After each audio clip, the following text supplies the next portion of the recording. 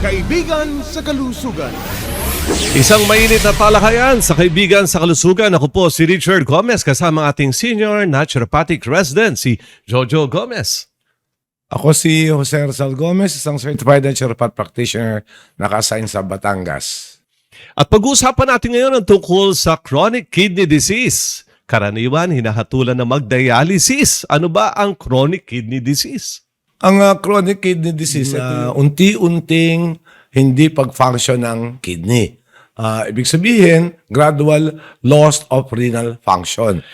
Sa umpisa, medyo mababa pa ang kreya hanggang tumataas na ito for dialysis na inaabot. Ikaw ba na nakikinig ngayon, tumataas na ang creatinine mo? Baka may CKD ka.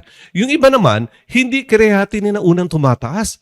Maring unang tumataas ay ang kanilang uric acid. Yes, uric acid. At marami kasing dahilan bakit nagkakaroon ng chronic kidney disease ang isang tao. Ang isa dito, di ba, alam na natin, yung uric acid. Ang ikalawa, yung hypertension, or number one, yung blood sugar, diabetes. Kahit alin sa tatlong yan, maaaring mag-lead sa chronic kidney disease. Ulitin natin, yung palaging nag-gout, maaaring mahuwi sa chronic kidney disease, mataas ang blood pressure, at nabanggit mo nga, diabetes. Alin ba dyan ang meron kayo? Kung meron kayo ng kahit alin dyan, maaaring mauwi sa chronic kidney disease. Banggitin muna natin yung mga konting statistics about chronic kidney disease. Noong 2010, ang CKD is the number 7, pang-pito ito sa cause of death among Filipinos. Noong 2010 yun. Grabe, Ngayong- pampito ha, pampito. Pang-pito, noong 2010. Ngayon nga. Ngayon 2020, pang-apat na ito sa leading cause of death ng mga Filipinos. Approximately, one Filipino ay nagde-develop ng chronic kidney disease every hour. Every hour. One So, ibig every sabihin, hour. by tomorrow, may additional 24. Oh, by tomorrow. Ako, hindi ko na mabilang ilan ba? 24 times 365. Marami-rami nga tayo taon-taon. Umaabot about 8,400. Meron namang good news dyan eh. Sabi ng isang ahensya ng gobyerno natin, dahil sa dami ng chronic kidney disease, sasagutin na daw ngayon ang mas maraming sessions ng dialysis. Nung before June 2023, 90 sessions ang sinasagot ng pamahalaan para sa pagpapadialysis. Ngayon, hindi na 90. Tinaas na nila to 156. 156 sessions na. That is 3 times a week na yan. 3 times a week. Lahat sasagutin na bale. Oo, sasagutin na nila. Ang pag-increase ba ng subsidy ng gobyerno sa mga dinadialysis ay solusyon sa chronic kidney disease? Gagaling ba ang mga tao? Bababa ang kaso ng chronic kidney disease dahil tinaasan na ang subsidy ng gobyerno? Meron tayo ding statistics na nagsasabi na ang lifespan of a CKD patient is only up to 6 years. Approximately 6 years. Grabe naman. Ano? para bang ganito. May baha, o dadagdagan natin ng pump para matanggal yung baha sa inyong lugar, ha? Para yun na ginagawa. O hindi ba mas maganda na lagyan na lang ng drainage, ayusin ang drainage para hindi magbabaha? Parang iba ang direksyon na nangyayari, no? Pero yung source ng baha, nandun pa din. Nandun pa rin, babaha pa rin, 3 times a week pa rin, babaha. 3 times a week pa rin. Dahil hindi binibigyan ng solusyon, yung drainage. Ang pinaka-root cause of the problem still remains. Parang yung baha, andun pa rin lahat yung basura, andun yung kalat, hindi nalilinis. So, baha pa rin ang baha. Kapag isang tao may chronic kidney disease, maring tumaas sa kanyang creatinine, uric acid, at BUN. At babagsak naman ang ilang components. Parang parang siso. Kapag ang creatinine ay mataas, di ba, ito creatinine, Ito creatinine mataas, automatic, babagsak naman itong hemoglobin, itong blood count ng tao. Sa blood count, mababagsak. Pag binaba natin ang creatinine, automatic, magle-level sila. Tataas naman ang blood count ng tao. Pero ang pagdadialysis, masasabi natin hindi solusyon sa chronic kidney disease. Ito ay temporary measure lamang. Bakit twice a week or bakit 3 times a week dinadialysis ang isang pasyente? Unang-una, tumataas ang creatinine. Ang sasabihin nila talagang meron ng CKD5. Kapag CKD5, approximately, the creatinine is about 500 or more.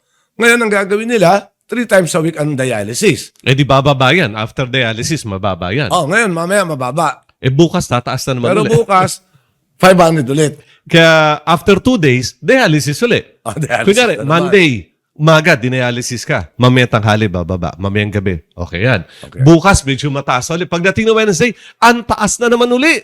Dialysis uli natin. Meron kasi mga pamamaraan minsan ng ibang dialysis center. Pwede kang kainin mo na lahat ng gusto mong kainin. Ida-dialysis ka naman eh. Maganda yun para sa dialysis center. Hindi maganda para sa pasyente.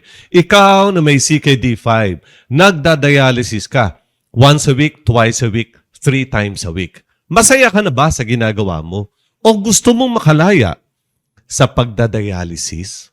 Meron ako isang punto na gustong erase. Nagtaas ng pondo ang ating pamahalaan para sa pagpapadialysis ng mga CKD patient. Okay, the intention is good. Ang ating inihiling sa ating pamahalaan na pwede ba na magkaroon tayo ng more information dissemination? Marami tayong ipapakalat na kaalaman para sa ating mamamayan upang makaiwas sa dialysis imbis na dagdagan o ipromote ang dialysis. Instead na gastusin ng pera sa treatment, maaaring sa prevention. Yes, kaya palagi natin sinasabi, prevention is always better than cure. So, i-prevent natin yung pagdadialysis kaysa sa dagdagan natin ng pondo for dialysis. Iwasan ang pagtaas ng blood sugar, iwasan ang pagtaas ng presyon, iwasan ang pagtaas ng uric acid, at ng iba pa mga bagay upang makaiwas sa chronic kidney disease. At ang isa pa dyan, bakit dinadialysis? Sinasabi nila ang kidneys hindi na gumagana. Kaya kailangan ikokonekta sa isang makina, hemodialysis machine. Samantalang, ang kidneys ay pwedeng palakasin. Bakit napakarami nating mga patients na sila mismo ang nagsasabi na gumaling ang kanilang chronic kidney disease sa pamamagitan ng treatment na ginagawa natin sa paggamit ng Samba Cure? Isang pasyente, 78 years old, 3 taong nagdadialysis. Nagsimula siya 75, 76, 77. Nung 78 years old siya, nahinto sa pagdadialysis. Pinahinto na siya ng kanyang nephrologist. Bakit? All throughout the time na siya ay nagdadialysis, siya ay nagtitake ng Samba Cure Plus. Unti-unting lumakas ang kanyang kidneys na hindi na siya kailangan i-dialysis. Dahil nagamot natin yung root cause of the problem. Hindi padamihan ng dialysis sessions na isa-subsidize ng gobyerno, kundi ang kidneys mismo ang kailangang palakasin upang yun ang magtatapon ng sobrang creatinine, uric acid at BUN itatapon sa ihi. Dahil ang Samba Cure, pinapanariwa niya ulit, nire-rejuvenate ang kidney upang magampanan nito ulit ang kanyang function. Samantalang sa dialysis, ang ginagawa, inilalabas ang dugo, i-filter, ipapasok ulit, pagka kumain ka ulit, malalaso na naman yung dugo, tataas na naman dahil hindi nagka-function ang kidney. Ikaw ba ay nagdadialysis? Pakinggan ang Samba Cure Plus. Samba Cure Plus. Pinayuhan ka na ba na kailangang magpa-dialysis? Baka naman ilang taon ka nang nagdialysis, subalit hanggang ngayon, ganun pa rin. Samba Cure Plus. Tutulong palakasin muli ang iyong kidneys upang makalaya mula sa iyong chronic kidney disease. Samba Cure Plus. Isang dekada na sa Pilipinas at maraming bahagi ng mundo. Marami na pong natulungan. Sana matulungan din kayo.